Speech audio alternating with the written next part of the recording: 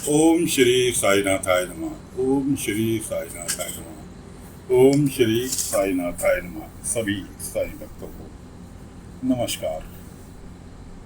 साथियों, कथा प्रारंभ करते हैं। पिछले भाग में आपको सुनाया था कि जी पूर्णा, जो कि लड़की फूल बेचती थी, उसकी शादी पक्की हो गई और शादी हो रही है। आगे बढ़ते हैं। शादी हो रही है, लेकिन सभी गांव के महिला पुरुष उसकी शादी में सम्मिलित हैं, लेकिन साईं का कहीं अता पता नहीं। पूर्णा बार बार बाबा की राह तक रही है कि साईं आखिर क्यों नहीं आए। बाबा निकले हुए हैं जंगल के लिए। जंगल में निकले हुए हैं। रास्ते में उनको मिलता है माणिक। माणिक कौन? मसाले वाला व्यक्ति जो मसाले का कारोबार करता है। वो भी अपने मसालों के लिए जड़ी बूटियां चुनने के लिए जंगल जाता है। रास्ते में बाबा को मिला। साईं, आप इधर कहाँ जा रहे हैं? बाबा ने कहा, किसी की दवाई ख़त्म हो गई है और उसके लिए जड़ी बूटी इकट्ठी करने जा रहा हूँ, जो कि यहाँ जंगल में ही मिल पाएगी। माणिक कहने लगा, साईं, क्या मैं आपकी कुछ मदद कर सकता हूँ? बाबा ने कहा, तुम क्या मदद करोगे मेरी? अच्छा बताओ, ताज़ी हल्दी है जो तुमने अभी निकाली हो? कि हाँ साईं है। अश्वगंधा है? कि नहीं साईं, अश्वगंधा तो नहीं है। एक दो आंवला है? हाँ साईं, आंवला मिल जाएगा। दो आइटम तो उसने बाबा को दे दिए। बाबा कहने लगे, माणिक तुम एक काम करो, तुम गांव जाओ, अपने मसाले का काम में लगे, बाकी मैं तो जंगल में अभी जड़ी बूटी ढूंढूंगा। दो जड़ी बूटी और मिल गई। अब एक जो दुर्लभ जड़ी बूटी थी वो मिलनी कठिन। क्यों? एक ऐसे फूल की बाबा को तलाश थी जो 5 साल में सिर्फ एक बार खिलता था। ढूंढते ढूंढते शाम हो गई। आखिरकार वो फूल दिखाई दे गया। बाबा ने ऊपर वाले का शुक्रिया अदा किया और फूल को जैसे ही हाथ बढ़ाया तोड़ने के लिए, इतनी देर में बहुत तेज हवा चली, आंधी का रूप लिया और वो फूल पत्ती पत्ती होके उड़ गया। बाबा हक्के बक्के देख के बड़े परेशान कि अब क्या करूं, ये तो दूसरा फूल मिलना भी मुश्किल है। इतनी देर में बड़ी तेज रोशनी प्रकट हुई जो कि सीधी बाबा के ऊपर जुगनुओं के माफिक पड़ी। बाबा ने ऊपर वाले के हाथ जोड़े, ऊपर वाले से कहा कि प्रभु मुझे क्षमा करना, जो आपकी नियति है मैं उसे चैलेंज करने चला था, इसलिए मैं आपसे क्षमा चाहता हूँ। जैसी आपकी नियति, जैसी आपकी इच्छा, जिसकी जो वक्त लिखा है उस वक्त पर मृत्यु होनी निश्चित है। मैं विधि के विधान को बदलने चला था, आपसे क्षमा चाहता हूँ। ऐसा कहकर बाबा अपने द्वारकामाई लौट आए। बैठे थे द्वारकामाई में, कितने में एक महिला दौड़ी भी आई। साईं साईं, मेरी गाय की हालत बहुत ज़्यादा खराब है, आप तुरंत चलो। बाबा ने उससे कहा, आप चलो, मैं आ रहा हूँ। इतनी देर में चंदू दौड़ा दौड़ा आया। साईं, मेरे भतीजे की हालत बहुत ज़्यादा खराब है, आप तुरंत स्वयं चलो। बाबा ने कहा, तुम चलो, मैं आ रहा हूँ पीछे। अब दो दो जगह के इमीडिएट बुलावे और बाबा पहले किसके आ जाए। वहां पर दो बच्चे, एक उद्धव, एक व्यक्ति और दोनों खड़े थे। बाबा ने झोला उठाया और चल दिया। अब दोनों में बहस होने लगी, उद्धव में और उस व्यक्ति में, कि साईं पहले किसके आ जाएंगे। कि चलो चलते हैं। इतने में जो गाय के लिए महिला आई थी कि मेरी गाय की तबीयत खराब है, वो रास्ते में मिली। उन्होंने उनको रोक कर कहा, अरे काकी, साईं जरा चंदू के यहाँ गए हैं, और जो है आपके यहाँ बस पहुँचते ही होंगे, आप चिंता मत करो। उन्होंने कहा, अरे साईं तो मेरे घर पे बैठे हैं, मेरी गाय का इलाज कर रहे हैं, उन्हीं की बताई हुई मैं नारायण के यहाँ से कुछ सामान लेने के लिए जा रही हूँ। दोनों ने उनके पापा को वहाँ बैठे देखा इलाज करते हुए। उन्होंने कहा चलो चंदू को इतला कर देते हैं, चंदू चिंतित होगा, पता लगा कि वो द्वारका माई भागा हुआ दोबारा आ रहा है। वो चंदू के घर गए, चंदू बाहर ही मिला कि चंदू भाई ऐसे ऐसे साईं जो है अभी थोड़ी देर में आएंगे और वहाँ जरूरी था, उनकी गाय बीमार। चंदू कहने लगा थोड़ी देर में? साईं तो अंदर बैठे हुए मालिश कर रहे हैं मेरे भतीजे के सीने पे। अब दोनों बंदे देख के चकित कि साईं ने वहां भी मिले, साईं ने यहाँ भी मिले। खैर सबके हाथ जुड़ गए, बाबा को प्रणाम किया। बाबा अपनी कृपा इसी प्रकार बनाए रखना, हम ही लोग मूर्ख हैं जो आपको साधारण मनुष्य समझ लेते हैं। खैर शादी हो गई फूल वाली लड़की की, गृह प्रवेश हो गया, मेहमानों का आवागमन बना रहा था वो खत्म हो गया। अपूर्णा जो थी अपने पति के कमरे में गई, वो दर्द से छटपटा रहा। पूछा, उसको कहने लगा, अरे मेरी दवाई वहाँ रखी है, मुझे दे दो, आज मैं काम की वजह से दवाई लेना भूल गया। खूब ढूंढा, वो तो पता लगा कि दवाई का खाली पात्र पड़ा है। इतनी देर में बस दवाई की ढूंढ ढांड के चक्कर में मोहन ने अपने प्राण त्याग दिए। बाबा को पता था इसको क्या बीमारी है, इसीलिए बाबा उसे वक्त वक्त पर सचेत कर रहे थे कि दवाई लेनी नहीं भूलिए। उसने वही गलती की और रही सही दवाई भी उसने, जो पंडित था उसने बाबा फेंकवा दी। अब ना तो दवाई बची थी, एक तरह से मोहन की आयु पूरी हो चुकी थी, उसने प्राण त्याग दिया। घर में कोहराम मच गया, घर में कोहराम मच गया। खैर जिसे जाना था वो गया। अब शोक सभा चल रही थी। शोक सभा के अंदर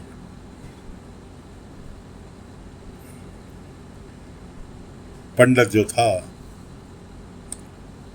जोर से कहने लगा, मैंने कहा था ना इस लड़की को घर में मत लेकर आओ वरना अशुभ होगा, तुमने मेरी बात नहीं मानी। लड़की के पिता कहने लगे कि पंडित जी पूजा तो तुम्ही ने कराई थी, उपाय की। खैर सब लोगों ने शांत किया। उसके पिता ने, गंगाधर ने भी कहा उनके कि भाई इस वक्त शोक का समय है, ये बहसबाजी का टाइम नहीं, मेरे बेटे की आत्मा की शांति के लिए सब लोग प्रार्थना करो और अपने अपने घर जाओ। खैर जी पंडित जो था जब तो कुछ नहीं बोला। सब लोग जब चले गए, ढोंग करने लगा कि मैंने मोहन की आत्मा से बात की है और उसने कहा है मेरी पत्नी को एक कमरे में बंद कर दो। भाई उसके पिता ने पूर्णा को कमरे में बंद कर दिया। वो बेचारी बहुत चिल्लाती रही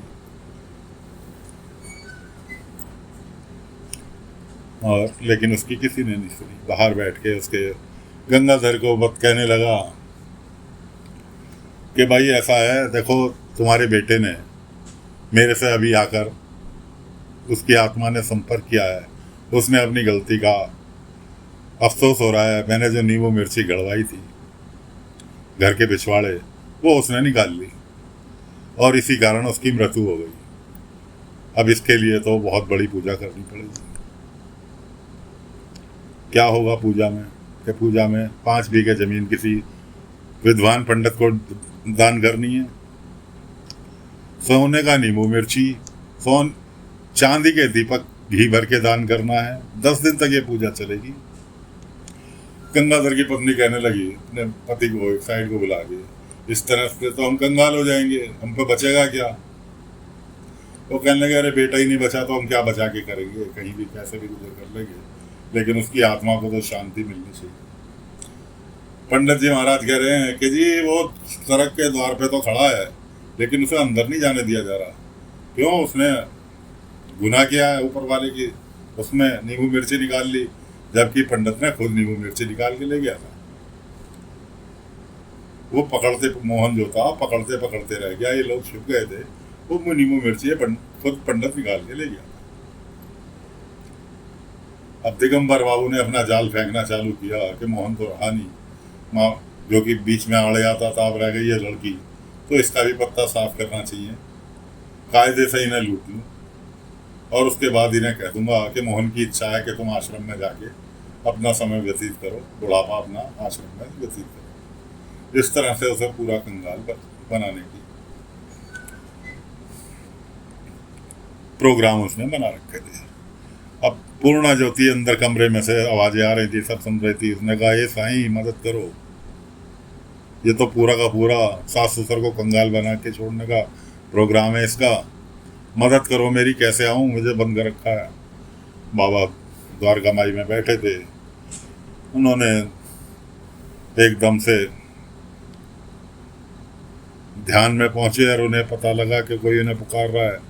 वो तुरंत ध्यान में गए और सीधे अपनी उनकी रूह पहुंच गई बाबा की पूर्णा के पास बंद कमरे में। पूर्णा से कहा, इस जंजाल से निकलना है, मोहन का सभी सामान इस कमरे में मौजूद है, उसकी छोटी से छोटी चीज को कमरे में देख, समझ कि तेरा यही काम है। बंद कमरे के अंदर उसका सारा सामान है, उसकी छोटी से छोटी चीज को गौर से देख, पढ़, कुछ डायरी भी मिल सकती है, कुछ भी तुझे ऐसा मिल सकता है, इसलिए उसको देख। ऐसा कहकर बाबा वहां से अंतर ध्यान हो गए। उससे कहा कि मैं तेरे साथ हर पल साथ हूँ, इसलिए चिंता की, घबराने की कोई आवश्यकता नहीं। बाबा वहां से अंतर ध्यान हो गए। अब पाखंडी बाबू जो थे, पंडित जी, मिल गए बाबा। बाबा से बड़ी डींगे हाँकने लगे, यहाँ तक कह बैठे कोई ईश्वर ईश्वर नहीं है, ये ईश्वर तो कमाई का बहुत बड़ा जरिया है। अगर ईश्वर है तो साबित कर, बाबा से कह बैठे, अगर ईश्वर है तो साबित कर, मैं जहाँ खड़ा हूँ यहाँ की जमीन मेरे पैरों के नीचे की जमीन धस जाए। बाबा मुस्कुराए, ऊपर वह भगवान को याद किया और देखा तो भूकंप सा आया और वो तो गड्ढे में कब्र के अंदर जा गिरा।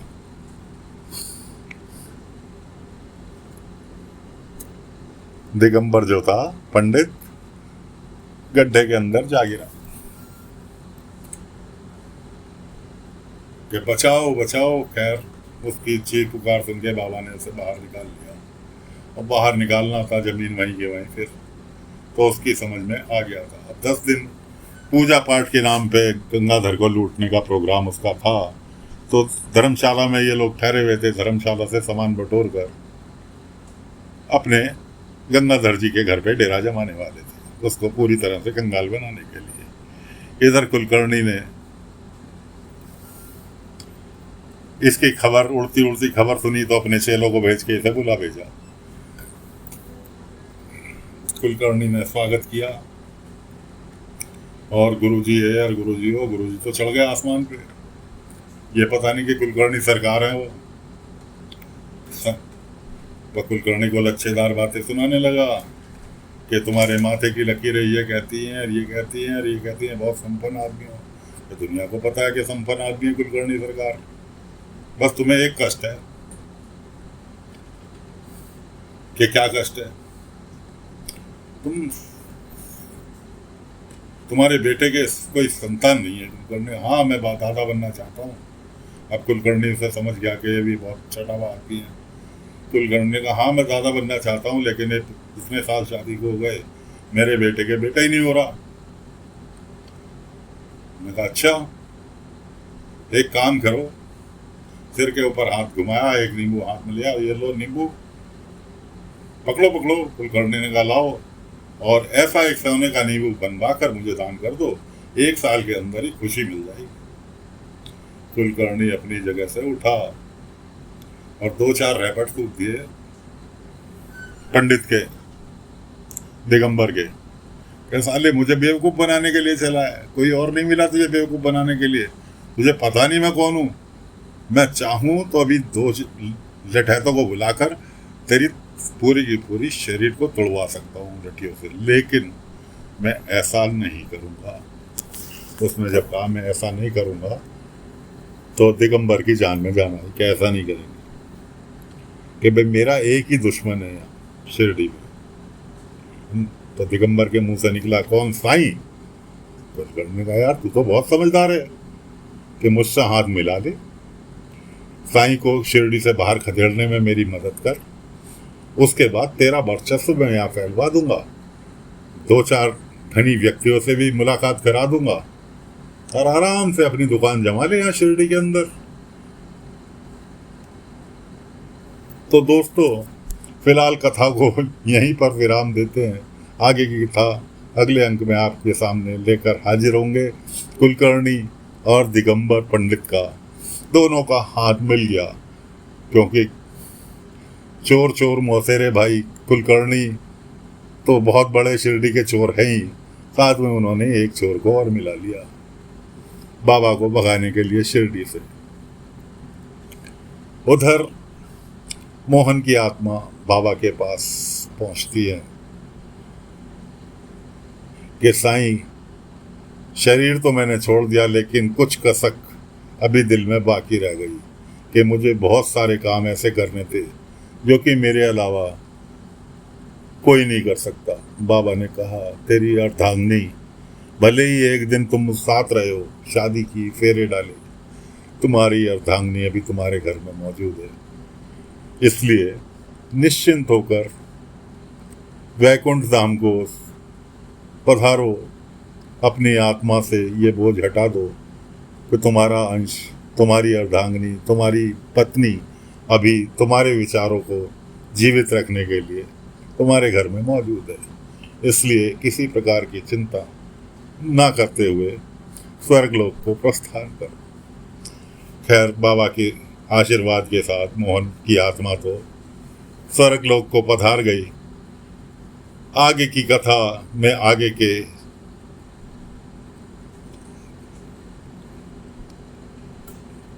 हाल लेकर हाजिर होंगे